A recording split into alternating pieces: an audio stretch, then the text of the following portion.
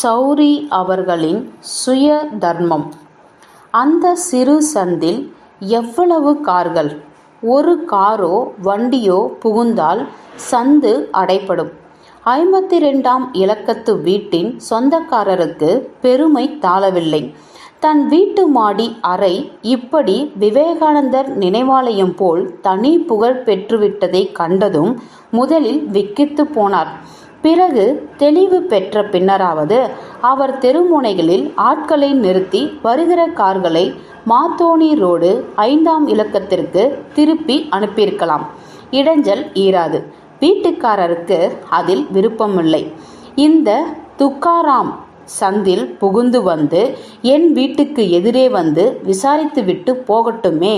தெருக்காரர்களுக்கு அப்பொழுதுதான் புரியும் எவ்வளவு பெரிய மனிதரை இத்தனை காலமா மாடி அறையில் குடி வைத்திருக்கிறேன் என்பது. திருமலை ஐயா இவ்வளவு பெரியவங்களா? துளி கூட தெரிந்து கொள்ள முடியவில்லையே.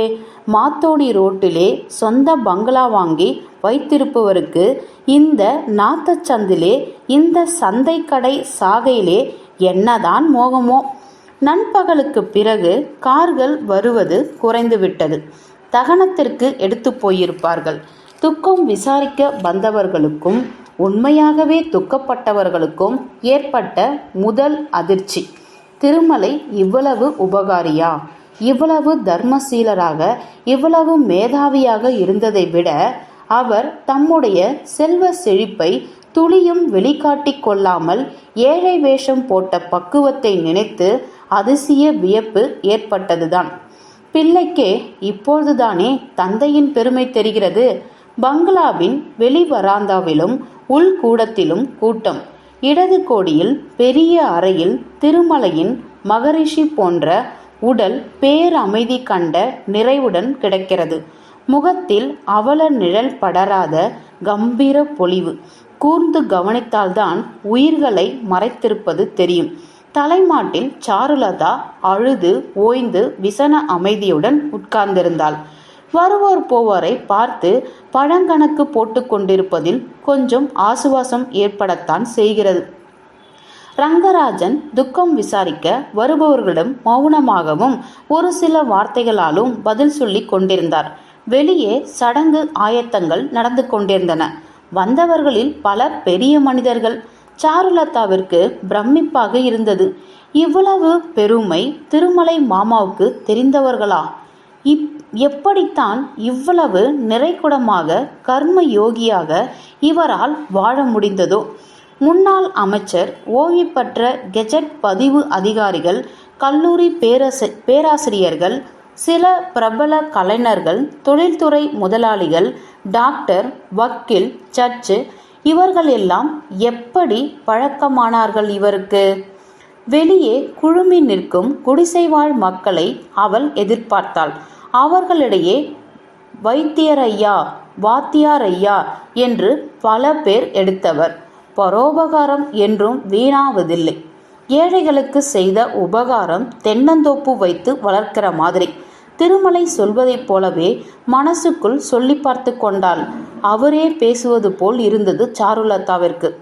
முகத்தையே பார்த்து கொண்டிருந்தவள் கந்தசாமி வந்ததையோ அவன் பெரியவரின் பாதங்களை தொட்டு கண்களில் ஒத்தி கொண்டதையோ கவனிக்கவில்லை. பக்கத்தில் கண் கலங்கி நின்ற சிவசங்கரன் பிள்ளையை அழைத்து செல்லும் போதுதான் பார்த்தாள். அதிர்ந்து போகாவிட்டாலும் உள்ளுர ஒரு விதிர்ப்பு. கந்தசாமி கண்களை தாழ்த்தி கொண்டான். பழைய கந்தசாமியா இவன்? சாருலதா எழுந்து பின்பக்கத்தை குடிலில் உட்கார்ந்து கொண்டாள். கையை முகவாய்க்கு தாங்களாக கொடுத்து தரையை பார்த்து கொண்டு புறக்காட்சியிலிருந்து கவனத்தை திருப்பிக் கொண்டாள். தரையே திரையாகியது. திருமலை மாமா எத்தனை வருஷங்களாக பழக்கம் இருக்கும்? 10 வருஷங்களுக்கு குறையாது. அப்பொழுது அப்பா இருந்தார்.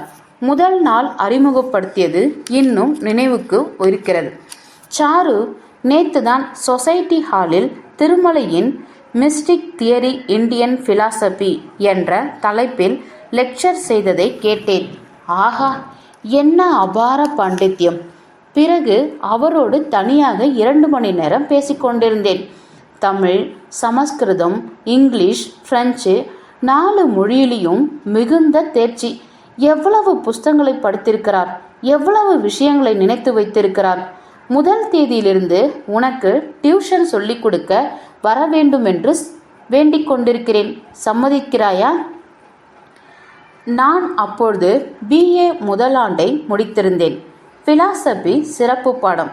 இலக்கியத்தில்தான் என் ஆர்வம் அதிக நேரத்தை ஆட்கொண்டிருந்தது. பல துறைகளை அறிய ஆவல் கொதிக்கொண்டிருந்த படிப்பு மோகம்.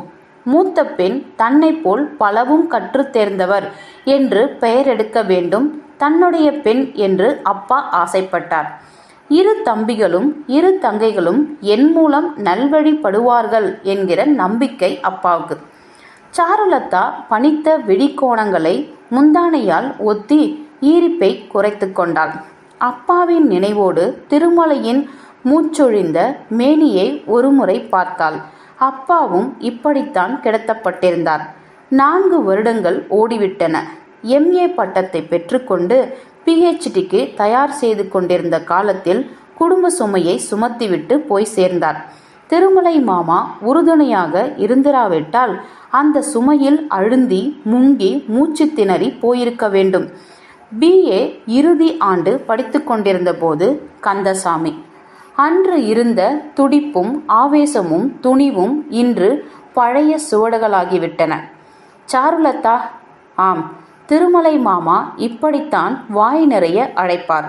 அப்பாவை விட எனக்கு உற்றவராக வழிகாட்டியாக நாண ஆசிரியராக ஒன்றியிருந்தவர். சாருலதா, லைப்ரரிக்கு எதிரில் கடற்கரையை நோக்கி நேற்று சாயந்தரம் உன்னை போலவே ஒரு பெண் ஆனந்தமாக போய்கொண்டிருந்தாள். குரலில் பவ்யம், பேச்சில் கம்பீரம், முகத்தில் புன்னகை. நானும் அதே தீரத்தில் பக்கத்தில் ஒரு வாலிபனும் இருந்தானோ என்றேன். மாமா துணுக்குறவில்லை. கையை கோத்துக்கொண்டு நடந்தார். நடந்தீர்கள் என்று சொல்லுங்கள். இதை உன் வாயால் கேட்க பாந்தமாக இருக்கிறது என்றுதான் பார்த்தேன். பாந்தமில்லாத பந்தம்தான். ஆனால் அது பந்தமில்லை, பழி தீர்க்கத்தான் அப்படி ஒரு பசப்பு. மாமாவின் சலனமற்ற முகத்தில் வியப்பு பல சலனங்களை எழுப்பியது. நானே சொன்னேன், மாமா, விடனையும் விஷப்பாம்பையும் ஒப்பிட்டு பார்த்திகரி பாடியதை ஒரு நாள் விவரித்தீர்களே, அன்று ஒரு முடிவு செய்தேன். அந்த கந்தசாமியின் நச்சுப்பல்லை பிடுங்கிவிட வேண்டுமென்று. அவனைப் போல் இழிந்த காவாலி பயலை கல்லூரியில் மாணவர்களிடையே மிக அரிதாகத்தான் காண முடியும். ஏழை மான அவமானக்கு அஞ்சி வாழும் பேதை பசப்பு பேச்சை நம்பி ஏமாறும் வெகுளி பெண்மை மாசானதும் வெளியே தெரிவிக்க அஞ்சி மூடி மறைக்க வேண்டிய அபலை, இப்படிப்பட்ட மாணவிகளை திட்டமிட்டு சதிகள் செய்து கெடுத்து வாழ்கிறவன் இந்த கந்தசாமி. இவனுக்கு பல துணைவர்கள், கார் வசதி படைத்த பணக்கார வீட்டு பிள்ளைகள். ஒரு இனத்தையே பழிவாங்க வேண்டுமென்று வெறி கொண்டவன் போல் துணிந்து திரிபவன். இவன் என்னிடமும் வேட்டையாட முற்றுகையிட்டிருக்கிறான். இவன் நச்சுப்பல்லை பிடங்கப் போகிறேன். சாக்லேட்டிலும் கேக்கிலும் ஸ்லோ பாய்சன் கொடுத்து இவனை உயிர் பிணமாக நடமாட விடப் போகிறேன். மற்றவன்களுக்கும் அப்பொழுதுதான் புத்தி வரும். இதற்காக தான் 1 வாரமா அவன் வலையில் சிக்கியவள் போல் நடித்து வருகிறேன். இதையெல்லாம் அப்பாவிடம் சொல்ல நான் விரும்பவில்லை.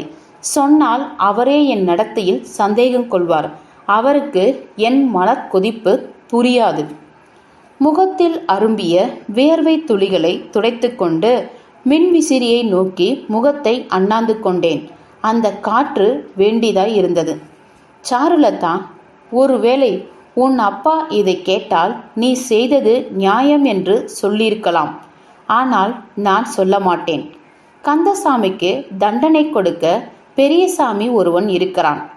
அவன் உன்னை விட திடமாக சரியாக கொடுப்பான். நீ ஏன் சிரமப்பட வேண்டும்?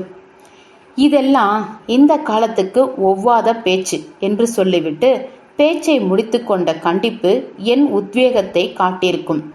கந்தசாமி படுத்த படுக்கையாக கிடந்ததும் திருமலை மாமா ஆஸ்பத்திரியில் அவனுக்கு தினமும் இரவு கண்விழித்து பணிவிடை செய்ததும் அவன் உடல் தேறி வேறு கல்லூரியில் சேர்ந்து மேல் படிப்புக்கு டில்லி போய் சேர்ந்ததும் அங்கிருந்து வெளிநாட்டுக்கு ஈராண்டு பட்ட மேற்படிப்புக்கு போய் வந்ததும் திருமலை மாமா மூலமாகத்தான் தெரியும். இவருக்கு அந்த காவாலியிடம் ஏன் இவ்வளவு கரிசனம் என்று சினந்து கொண்டதுண்டு.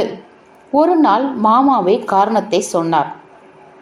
சாருலதா, உலகிலே எதுவுமே காரிய காரணத்தோடு தொடர்பில்லாமல் நடப்பதில்லை. நீதி அநீதி, நன்மை புன்மை எல்லாமே விதையும் முளையும் போல் தொடர்புள்ளவைதான். நமக்கு புலப்படாமல் இருக்கலாம், அதற்காக மறுத்தளிக்க முடியாது. கந்தசாமியை நல்வழிப்படுத்த வேண்டியது என் சுயதர்மம், கடமை. சுருக்கமாகவே சொல்கிறேன். எங்கள் கிராமத்தில் முத்துசாமி பிள்ளை என்கிற விவசாயி எங்கள் நிலத்தை சாகுபடி செய்து கொண்டிருந்தார்.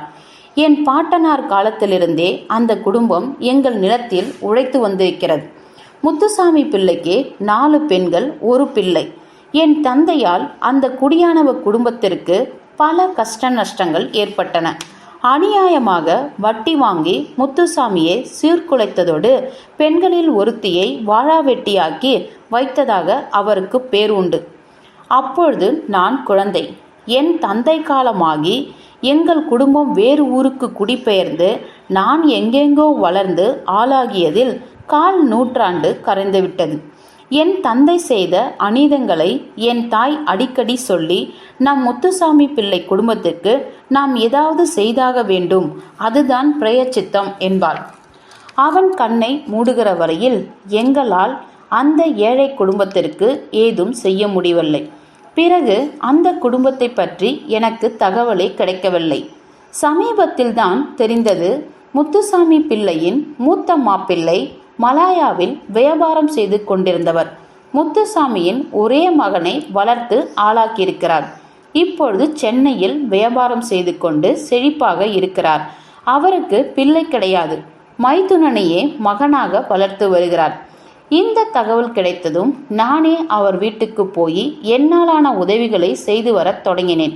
பிரதிபலனை ஏற்காமலே செய்து வந்தேன். நீங்கள் யார் என்று அவர்களுக்கு தெரியுமா? நான் தெரிவிக்கவில்லை. பிறகு தெரிந்துவிட்டது. விவரமாக சொல்லுங்கள் என்று கேட்டேன். என் அப்பாவின் கிராமத்துவாசி ஒருவர் மூலம் எனக்கு அந்த தகவல்கள் தெரிந்தன. முத்துசாமியின் மூத்த மாப்பிள்ளை யார் என்று தெரிந்து கொண்டேன். அவருடைய நண்பர் ஒருவர் எனக்கு வேண்டியவர்.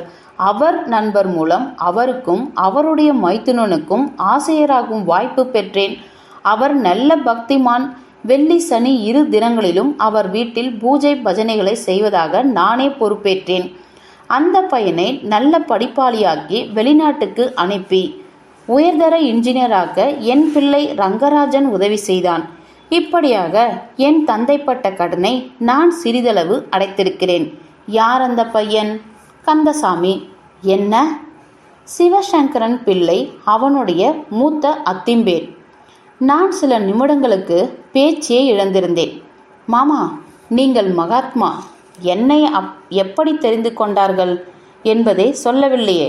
ஒரு நாள் எனக்கு தகவல் தந்த கிராமவாசி சிவசங்கரன் பிள்ளையின் பங்களாவுக்கு வந்து சேர்ந்தார்.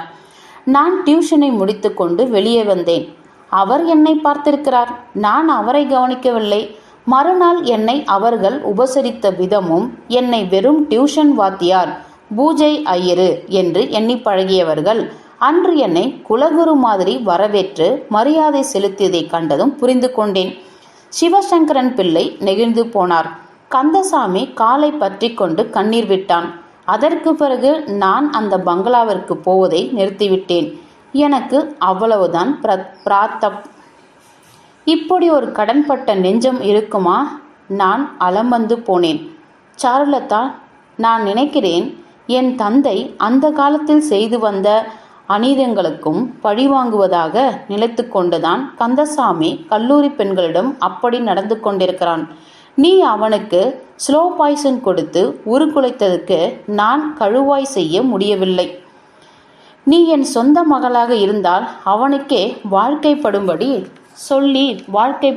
சொல்லியிருப்பேன். அதை நான் பெருமையாக எண்ணியிருப்பேன். மாமா, வெறித்து பார்த்த என்னை திருமலை மாமா நிமிர்ந்து பார்த்தார். நான் உங்கள் மனைவியாக வாழத்தான் ஏங்கிக் கொண்டிருக்கிறேன். உங்களுக்காக கந்தசாமியை மன்னிக்க முடியும், அவ்வளவுதான். திருமலை மாமா விக்கித்து போனார். நான் கோபத்தில் ஏசியதாகத்தான் நினைத்தேயன்றி, நான் அவருக்கு துணைவாக என் தந்தை வயதை எட்டி கொண்டிருப்பவருக்கு பத்தினியாக இருக்க மனப்பூர்வமாக இருப்பதை அவரால் யூகிக்க கூட முடியவில்லை. என் விபரீத ஆசை அவருக்கு விசித்திரமாக தோன்றியிருக்கலாம். 10 நாட்கள் முன்பு தனதுக்கு இறுதி காலம் குறுகிவிட்டது என்பதை உணர்ந்துதான் எனக்கு சில பொறுப்புகளை ஒப்படைத்திருந்தாரோ. சாருலதா, கந்தசாமி, நான் செய்ய வேண்டிய கடமை ஒன்று இருக்குது. அதை நீ நிறைவேற்றி வையம்மா. உங்களுக்கே சகலத்தையும் அர்ப்பணித்து வாழ விரும்பும் பெண்ணால் என்ன செய்ய இயலுமோ அதை செய்கிறேன். நகைச்சுவையாய் ரசிக்க இப்பொழுது எனக்கு பக்குவம் இல்லை. கண்ணெறிந்த கருத்தில் சிறந்த கணவனை பெற்று சகல சௌபாக்கியங்களுடன் நீ வாழ்வாய், வாழ வேண்டும். கந்தசாமிக்கு வாழ்க்கை கொடு. நான் பதில் சொல்லவில்லை. முற்றும்.